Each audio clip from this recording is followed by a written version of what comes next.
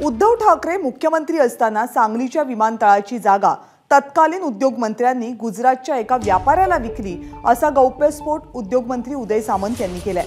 सांगलीमध्ये शिवसेनेच्या मेळाव्यात ते बोलत होते। मिरजमध्ये झालेल्या जनसंवाद मेळाव्यात उद्धव ठाकरे यांनी सांगलीच्या विमानतळाचा प्रश्न उपस्थित केला होता। यावर उदय सामंत यांनी हा गौप्यस्फोट केला, पण आपण उद्योगमंत्री झाल्यावर हा व्यवहार रद्द केला असंही उदय सामंत यांनी म्हटलं। जी काही 66 एकरची जमीन आहे सुहासची तो विकण्याचा घाट हा मागच्या मुख्यमंत्र्यांच्या कारकिर्दीमध्ये मागच्या उद्योगमंत्र्यांनी केला। एका कंपनीला प्लॉटिंग करण्यासाठी ती जमीन देऊन टाकली।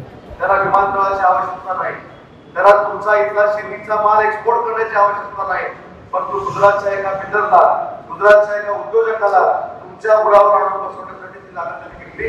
हा पुरावा देखील आज सांगलीमध्ये आलेला आहे आणि तो देखील मी पत्रकारांना दाखवणार आहे। एबीपी माझा, उघडा डोळे बघा नीट।